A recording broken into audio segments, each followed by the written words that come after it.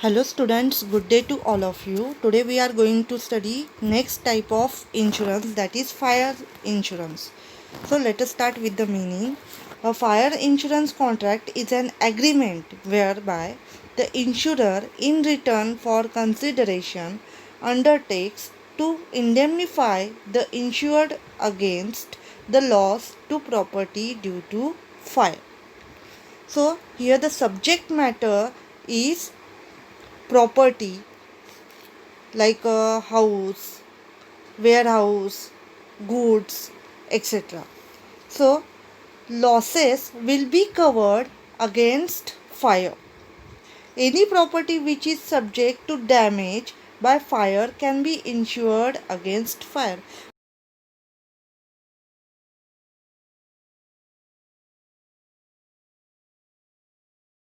पण गुड्स आहेत ते असणार आहेत, containers etcetera etcetera.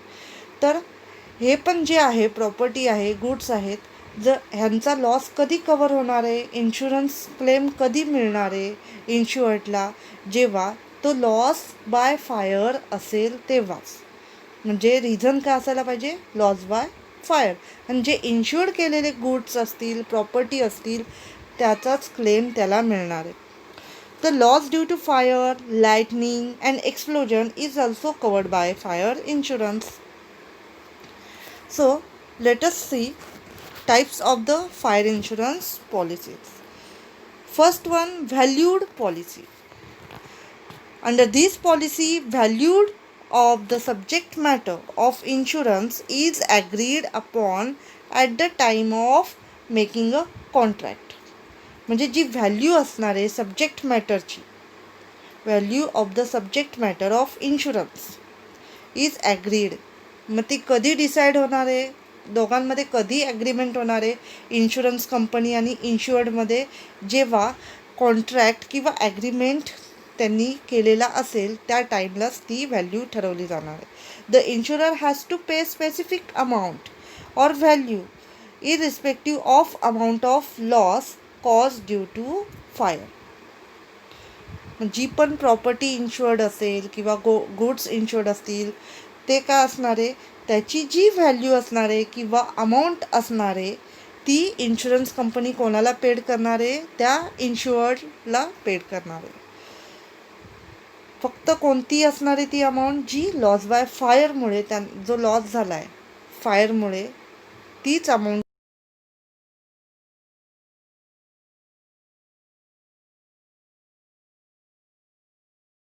In case of loss by fire. म्हणजे ह्या व्हॅल्यूड पॉलिसीमध्ये कोणतेच गुड्स असणार आहेत ज्यांची व्हॅल्यू आपण whose value becomes difficult to calculate, आपण कॅल्क्युलेट करू शकत नाही. फॉर एक्झाम्पल अँटिक पीसेस असतील किंवा ज्याचे आपण पेंटिंग्स असतील, ज्याची आपण व्हॅल्यू डिटरमाइन करू शकत नाही आहे, कारण त्यांच्या व्हॅल्यू कशा असणार आहेत, डिफरंट असणार आहेत. For example policy can be taken for art work, sculptures, paintings etcetera. म्हणजे ह्याच्या व्हॅल्यू आपण डिटरमाइन करू शकत नाही. ऑप्शनमध्ये आपण बघतो किती वेळा तरी जर ऑप्शनमध्ये कमी जास्त प्राइजेस ह्या गोष्टींच्या असतात, ह्या गुड्सच्या असतात. म्हणजे ह्यांच्या ज्या व्हॅल्यू असतात ते आपण डिटरमाइन करू शकत नाही, म्हणून कोणती पॉलिसी असते यांच्यासाठी, valued policy. Next one, average policy. So it is policy which contains an average clause. It is if the subject matter is not insured as per the exact market value or it is undervalued. म्हणजे जी market value असणार आहे त्या subject मॅटरची किंवा त्याची value काय असणार आहे, कमी लावलेली असेल, then the insurer is liable to pay that percentage of the loss for which it is insured. For example बघा, if a policy is taken for rupees 1 lakh against the market value of rupees 2 lakh, म्हणजे 2 लाखाची market value आहे गुड्सची आणि policy कितीची घेतली, 1 लॅकची, and loss incurred due to fire is rupees 50,000 आणि loss किती झालेला आहे, 50,000.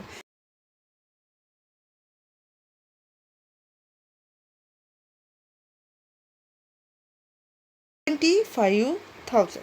आणि पॉलिसी कितीची काढलेली 1 लाख. मार्केट व्हॅल्यू काय आहे 2 लाख.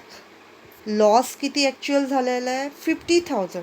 आणि इन्शुरन्स कंपनीने किती पे केलेलं आहे कॉम्पन्सेशन त्या इन्शुअर्डला 25,000. सो इथे काय केलं आहे, then the insurer is liable to pay that percentage of the loss for which it is insured. म्हणजे ज्या व्हॅल्यूला त्याने इन्शुअर्ड केलेली आहे त्या व्हॅल्यू ती काय केले त्यांनी पेड केलेली आहे. एव्हरेज मीन्स आता 50,000 आहे, so 50,000 by 2 divided by 2 average means 25,000 इन्शुररनी काय केले इन्शुअर्डला ॲज अ कॉम्पन्सेशन पे केलेलं आहे. Next one specific policy. In case of specific policy, the property is insured for a definite sum irrespective of the market value. म्हणजे जी market value त्याच्यानुसार त्यांनी insured केलेलं नाही आहे. मग कोणती असणार आहे डेफिनिट एखादी सम आहे. For example 1 lakh 2 lakh 10,000 50,000 etcetera. म्हणजे त्याच्यापेक्षा कमीही नाही आणि जास्तही नाही. मार्केट व्हॅल्यू इथे कन्सिडर केलेली नाही. If there is a loss stated amount will have to be paid to the policyholder. In this policy, the actual value of the subject matter is not considered. Actual value considered केली जाणार नाही. जी इन्शुरन्सची value असणार आहे, जी definite सम त्यांनी केलेलं आहे, त्याचं कॉन्ट्रॅक्ट केलेलं आहे, तीच व्हॅल्यू त्याला मिळणार. फॉर एक्झाम्पल बघा, a property of ₹1 lakh is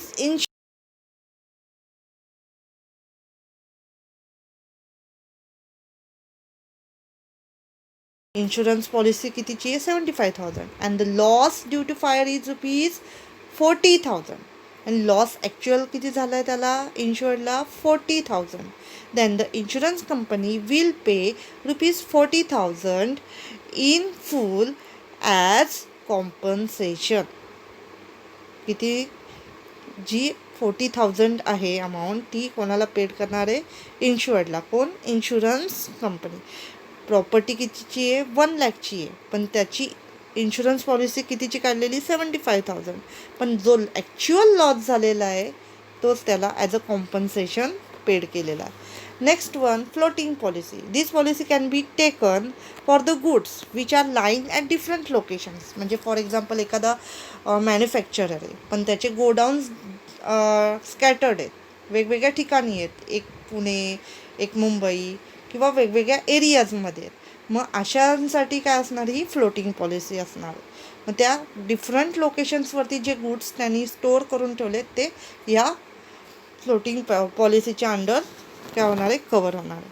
or godowns or warehouses. Since the quantity of goods lying at different locations fluctuate from time to time, it becomes difficult for the owner to take specific policy. So businessmen or traders take fluctuating policy. म्हणजेच कोणती floating policy. Such policy is taken for one sum and one premium for goods lying at different places. जसं सांगितलं different प्लेसेसवरती काय केलेत ते scattered केलेत, different wear हाऊसेसमध्ये गोडाऊन्समध्ये त्यांनी store करून ठेवलेत. पण एवढ्या सगळ्यांची डिफरंट पॉलिसी त्यांनी तो काढणार नाही आहे तिथे. तर कोणती यूज करणार इथे floating or fluctuating policy use.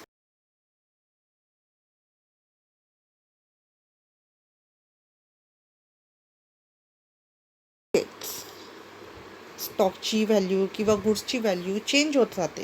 Then excess policy may be taken by insured apart from normal policy. The insured will take 2 policies. मग कोणत्या 2 पॉलिसीज आहेत. First one policy for the amount below which the value of the stock does not fall. And second one, another policy to cover the excess value by which the price of the goods fluctuate. एकतर काय असणार आहे ज्या value खाली one policy for the amount below which the value of the stocks does not fall. म्हणजे एक particular amount ज्याच्या खाली ती व्हॅल्यू येणार नाही आहे स्टॉकची अमाऊंट, आणि एक पर्टिक्युलर व्हॅल्यू की जी एक्सेस व्हॅल्यू आहे value by which the price of the goods fluctuate. For example, if the value of stock ranges between 1,50,000 and 2 lakh म्हणजे किती आहे 1,50,000 to 2 lakh. One policy is taken for rupees 1,50,000 and another policy for excess amount that is 50,000. म्हणजे आता किती आहे स्टॉकची value जर असेल 1,50,000 आणि 2 लॅक्समध्ये असेल तर त्यांनी काय केलं जे पण 2 लॅक्सची काय केलं इथे बायफर्गेट केलेलं आहे. 2 लॅक्समध्ये फर्स्ट 1,50,000ची पॉलिसी त्यांनी काढलेली आणि जी एक्सेस आहे मीन्स 2 लॅक मायनस 1,50,000 50,000ची म्हणजे काय झालं एक्सेस आहे अमाऊंट त्याची डिफरंट पॉलिसी त्यांनी काढलेली आहे. Next one reinstatement policy. This is a type of policy where the insurer undertakes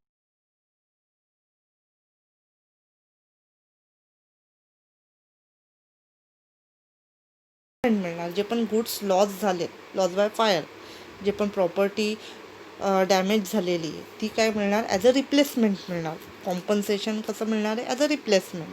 in this policy instead of paying compensation for the property loss by fire the property is replaced. While paying the compensation, the depreciation amount of the policy is not taken into consideration. The rate of premium is higher in reinstatement policy. बाकीच्या पॉलिसीच्या प्रीमियमपेक्षा ह्याचं premium काय असणार आहे जास्त असणार आहे. Rate of premium is higher. म्हणजे इथे कॉम्पन्सेशन पे न करता काय असणार आहे रिप्लेसमेंट मिळणार आहे जे पण असेल गुड्स त्यांनी इन्शुअर्ड करून ठेवलेले असतील या पॉलिसीच्या under. Next one, comprehensive policy. Normally, a fire insurance policy does not cover losses due to riots, war, etc.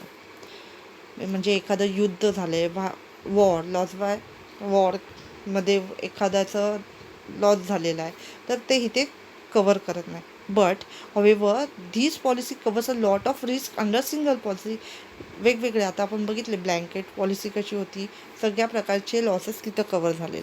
The risk may be loss of goods due to fire explosion earthquakes floods etcetera. म्हणजे हे जे loss आहेत ते या comprehensive पॉलिसीच्या under cover होतात. कोणताही loss असू दे बट काय असणारी reason due to fire explosion earthquakes, flood, etc. Next one, consequential loss policy. The fire insurance is originally purchased to indemnify the material loss only. काय असणारे subject matter material goods proper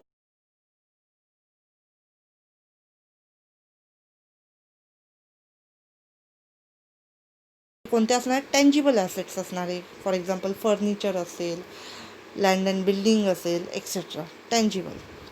Thus, the consequential loss policy includes the loss of tangible and intangible properties. This policy provides an indemnity to the insured for loss of net profits, payment of standard charges, and expenditure in respect of the increased cost of working. Next, sprinkler leakage policy. Sprinkler leakage policy covers damage to property caused by an automatic sprinkler system that has leaked or discharged water accidentally rather than in response to fire and smoke.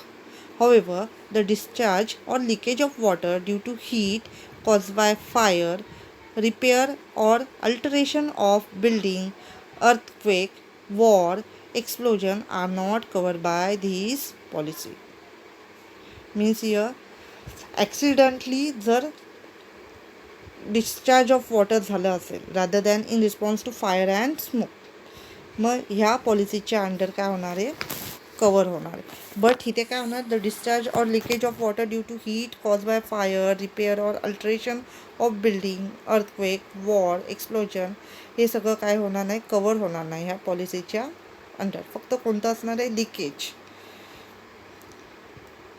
Leakage policy covers damage to property caused by an automatic sprinkler system.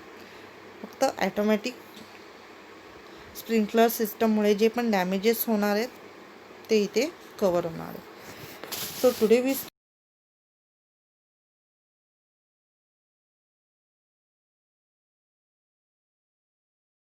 Housing. Till then, thank you.